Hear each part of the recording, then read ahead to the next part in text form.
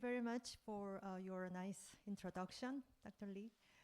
My name is Hyejin and I'm from University of Texas at Arlington.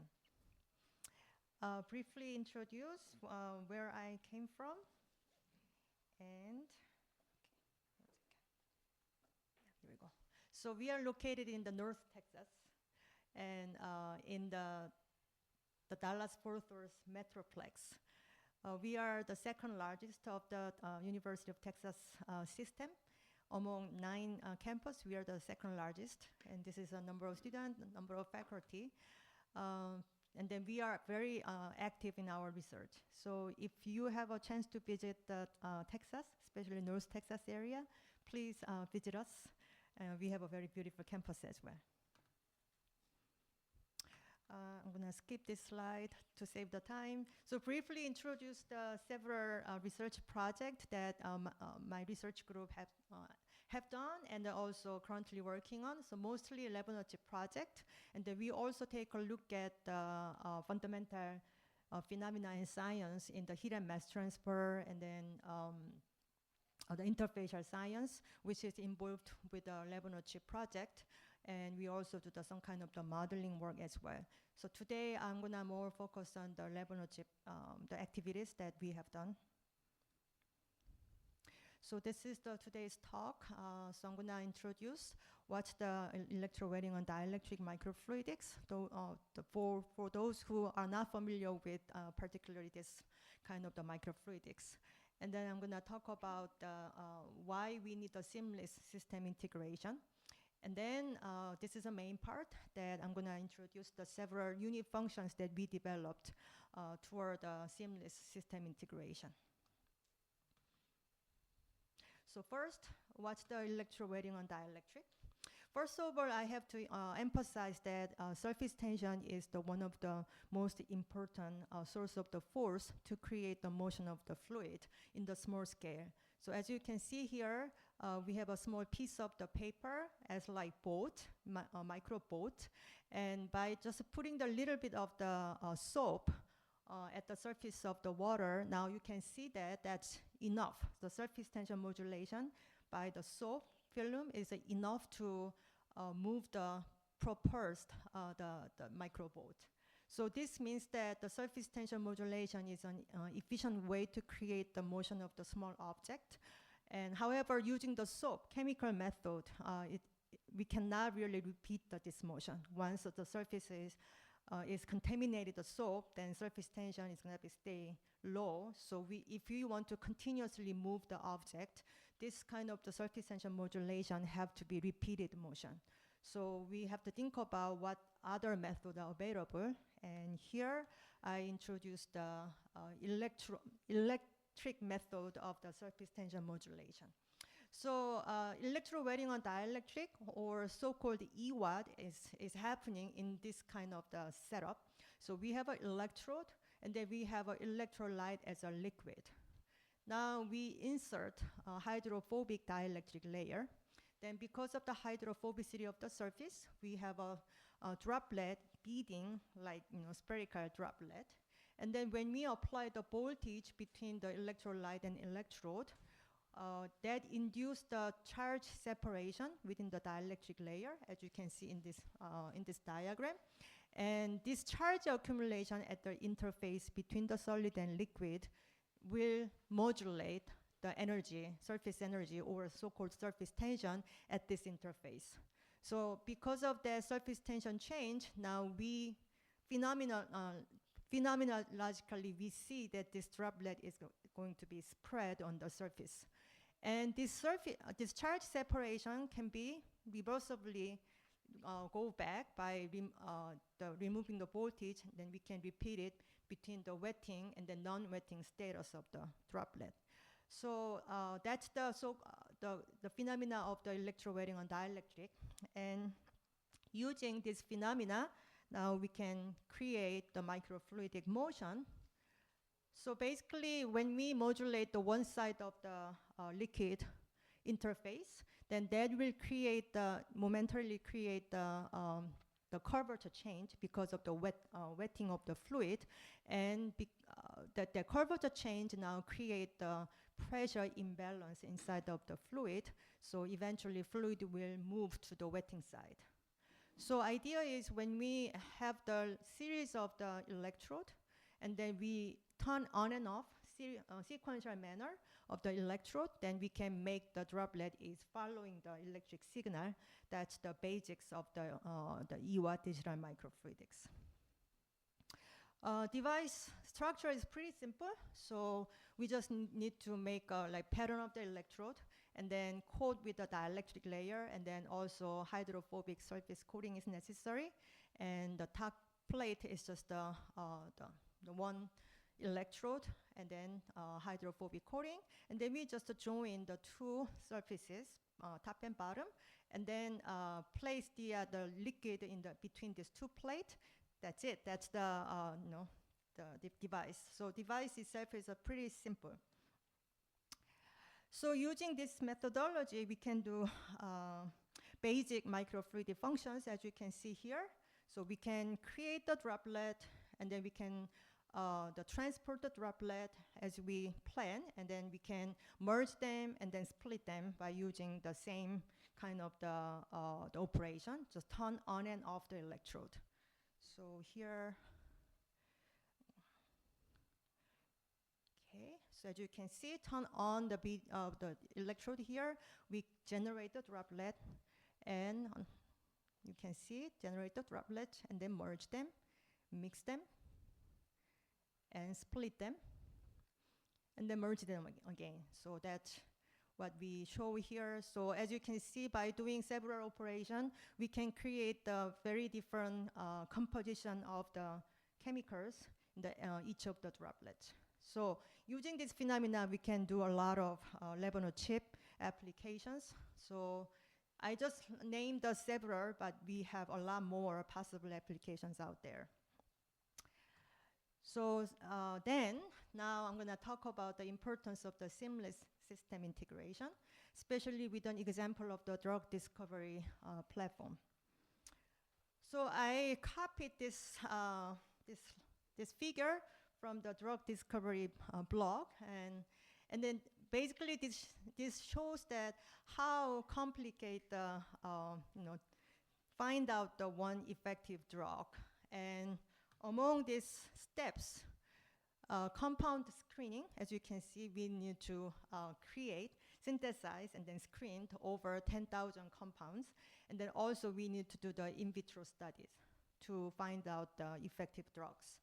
So these steps are the very tedious and then repeated works, and the large number of experiments are required, which means that microfluidic platform can help to perform this step, and then we can facilitate the drug discovery.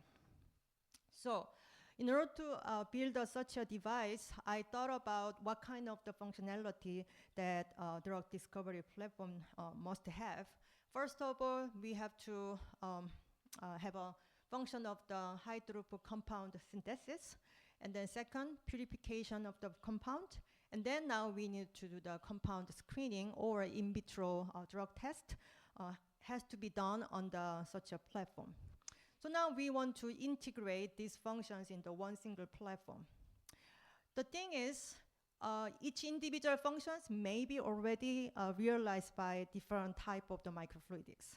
Maybe some the synthesis may be done with a continuous channel microfluidics using the pressure-driven kind of the microfluidics. Maybe purification is done by some droplet microfluidics in the channel. Maybe screening or in vitro test has been done by the continuous microfluidics as well. But if we want to integrate them in the single system, each individual functions are working in the different the working principle. So you need a pressure source, you need a maybe electroosmotic kind of the pump. So different type of the microfluidics means that integration is gonna be headache. So my vision here is, why don't we develop each of these necessary functions or done by the EWA digital microfluidics? Then we can easily put every necessary functions in the single platform, And then this kind of the platform eventually served the drug discovery the purpose. So today I'm going to show each individual functions that we developed. And then also here, I'm not going to show this part today, but these are the things that we are now focused on currently. So inline monitoring, integrate with our EWA devices, and then also feedback control done by the machine learning. These are our current interest. Okay, so go back here. I'm going to show this function done by EWA, this function done by EWA, and then also this part, one by one in order. First one, organic chemical synthesis. The very first biggest question when we start doing the organic synthesis on the EWA platform is, can we move the organic solvent or organic chemicals move in the electrowetting device or move by electric field? As you saw earlier in my slide, the electrowetting principle, your fluid must be polar fluid or aqueous fluid. Otherwise, you cannot make the charge accumulate at the interface, which means that when I think about it, organic solvent or organic fluid, we don't have much charge in there, or we don't have a dipole. That means we may not end up having the wettability change by applying electric field. So we need to answer this question first. So in order to answer this question, we did the electromechanical modeling, as you see in this slide. Because of the time issues, I'm not going to explain all the details, but we did electromechanical modeling here, and then experimentally validate the model. So what we found is that this electrowetting force is not only depend on how much voltage you are applying, but also the input frequency is a matter. So we figured that water is working the best at the 1 kilohertz of the frequency, but some the organic fluid, such as a THF, is working the best at the 200 hertz of the frequency. So we had a hope that by modulating the frequency, we may be able to control the motion of the organic fluid. We had a high hope for that, but unfortunately, our model also proved that some most important organic solvent, such as a cyclohexane or toluene or benzene, those solvents are never be able to move by electrowetting. So it was almost a death sentence for us. So we have to stop developing any kind of the organic synthesis on the chip. And then but we didn't want to stop there. So we thought about many other methods, and then we end up having this approach, which is engine and cargo system. So this is a very simple idea, but in order to come up with this idea, we have to go to the many the trials. So idea is, instead of moving the organic solvent by itself, which is impossible, we're going to use the polar fluid, but that fluid is not participate any reaction or doesn't mix with the organic fluid that we want to move, and then use them as an engine. And then my organic fluid will be working as a cargo. So in this, the movie, as you can see, the blue, this blue is the engine fluid, which is ionic liquid. And then this clear fluid is the toluene, which is our cargo fluid. So we can control the cargo fluid motion by moving the engine fluid around. So now we develop the organic synthesis device by using this engine and cargo system. So we choose the esterification as our model organic synthesis reaction. And this is a design of our electrode, and then this is an experimental setup. And the goal is, using this engine and cargo system, we want to run the many organic reaction on the chip with a different reaction condition, and then we want to use that information to screen out the reaction. That was our goal for this study. Let me skip it. So this is a table summarizing all the reaction that we did on the chip, if we do it, so total number of reactions is 63 reactions. And then we changed the 21 different conditions of the reaction.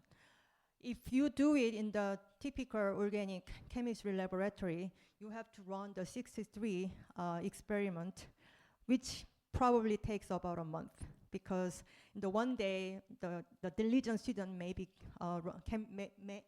able to run one reaction or two reactions at the most. It means that it may take the 1 month to finish. But we could finish it in a couple of days by using our electrowetting device. So we could study the reaction kinetic study, and then we could do which solvent is the best for this esterification reaction. And then we also can find out what's the optimal loading of the catalyst for the reaction. And then we also did the parallel esterification reactions. So this video supposed to summarize how we operate this reaction. So create the engine and cargo. Cargo contains some of our reaction, the chemicals, and then we have another reaction material, and then bring them together, let it react. And then at the given time, we have to stop the reaction to study the kinetic study. So we are gonna bring the quenching agent and then stop the reaction.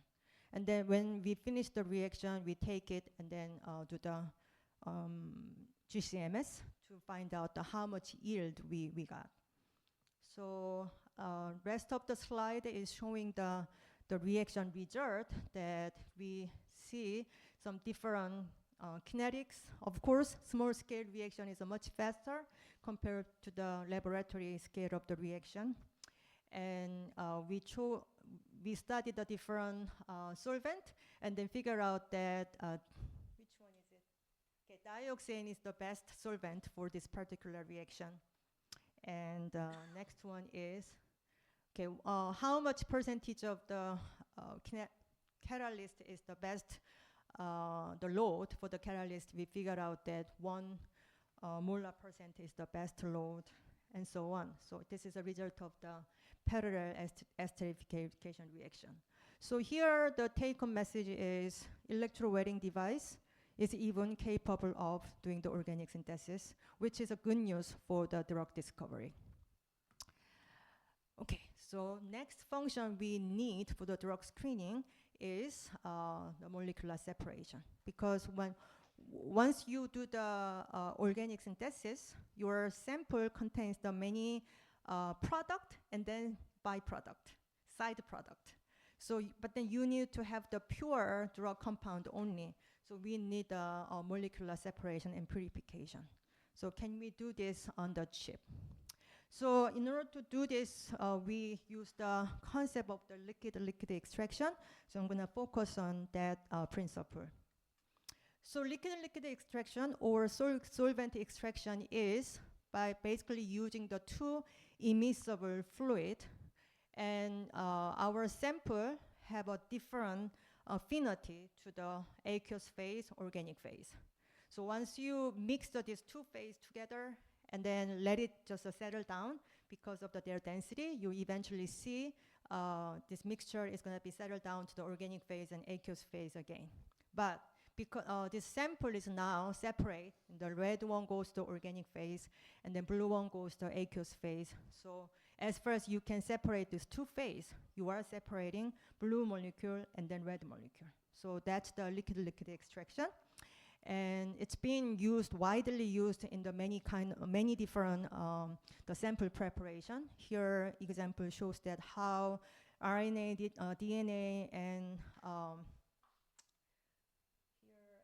so the part of the blood can be separated by using the liquid-liquid extraction. So now we want to do it under our chip. And idea is we have a sample, and then yellow and green, different molecule need to be separated. Now we're gonna bring the other phase, immiscible phase, and then let them join, create the interface. And then thermodynamic process diffusion is now make the affinity molecule go to the other phase, and then have a less affinity molecule is staying in the aqueous phase as it is. So that eventually at the end of the process, we can separate the yellow molecule from the green molecule. So this is an idea what we want to do, and this is the quick example of our experiment. So in this experiment, this green, dark green, is actually mixture of the yellow dye and then green dye together. They are different molecules. And this clear, the fluid is ionic liquid. So ionic liquid and water are not mixed with each other, but it successfully creates the interface between these two fluids. And this green molecule has a more affinity to the ionic liquid. So as we move around and then facilitate the diffusion of the green molecule, as you can see, the many green molecules now go into the ionic liquid side. And then yellow molecules are still stay in the aqueous phase. So we can successfully separate these two different type of the molecule using this liquid-liquid extraction. So the movie is a little bit slow. Let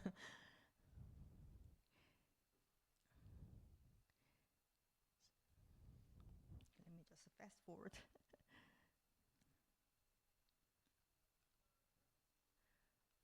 Okay, so at this moment, we would like to completely separate these two phases so that we want to finish the separation. So now, physically, we split the ionic liquid and then water phase. So now we separate the green molecule and the yellow molecules by using this method. And then we have a second cycle go there, but it's basically same idea. But using the multiple cycles, we can increase the separation, purity, the ratio. So that's the idea. Okay, I'm gonna skip this. So this is the idea of DNA separation using this liquid-liquid extraction, but more focus on the drug discovery. I'm gonna show that how we use the liquid-liquid extraction to purifying the drug compound. So this is the example, the model system that we create. So our sample contains the benzoic acid and then benzophenone. Both must be purified. Both are precious drug compound, but they are homogeneously mixed in the solvent. Now, how we can separate them out? Idea is we're gonna first of all, bring the NaOH solution, which is polar solution, and then that solution is gonna bring the benzoic acid to the NaOH solution because of the affinity. This is a neutral compound. This is the acid compound. So it goes to the base solution. And now we are gonna separate the drug. Then this, in the organic phase, we have the only neutral compound. Now we selectively purify one of the neutral compound. Now we have to retain this acid compound as well. So in order to retain the acid compound, we are gonna acid regeneration by bring the HCl solution and then make the benzoic acid again from the neutral compound. And then now we're gonna have the acid crystallization and then finally purify the benzoic acid. So completely the drug compound is gonna be separated out and then purified. So this is a result that, as I explained, so this is the solution have acid and neutral together. Now bring the base solution and then getting the acid into the base solution. And then now separate them out physically. Now this one only have the neutral compound, and then now evaporate the organic solution. Then we have a crystal of the neutral compound. And this shows the acid regeneration, and then now we have the crystal of the acid. So two compound is completely separate and then purified. So this is the example of the molecular separation. And I'm gonna just skip this slide, just showing the result. And then next, the function is, now we want to do the in vitro drug test. So for the in vitro drug test, we decided to go with a three-dimensional cell culture because 3D cell culture is the better the imitation of the actual body condition. So it seems like I'm running out of time, so I'm gonna just keep going. So idea is we have to create the three-dimensional tissue, which each individual tissue has the exact same size and then same cell density. So that when we deliver the different drug compound here, then we can do the apple-to-apple comparison of the drug efficacy. That's the idea, and then we have to create the really, identical the tissue construct. And the only thing we could do is actually using the different shape of the electrode, so that eventually we could create a number of the identical tissue construct, and then do the video is long video. So this is the result of the different drug efficacy. So we see the more cell, the death rate with a higher concentration of the drug. So that's the third example. And actually the last example is integrating the ion selective sensor into our device, but it seems like I'm really running out of time, so I'm gonna just move on. So we actually integrate, and then using the electrowetting, the phenomena to build the ion selective sensor. And last page. Okay, so this is the last page that we could create three different ion selective sensor array: sodium, potassium, and then calcium. So with the same sample, we could measure the different concentration of the three different ions at the same time. And so we successfully integrate the ion selective sensor into our device.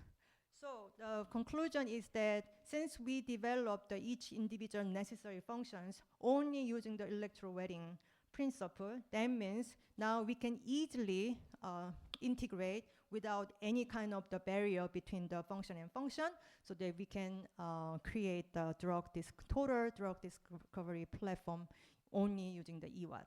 So that is my conclusion, and then I thank my student and then my collaborator. Thank you for your attention.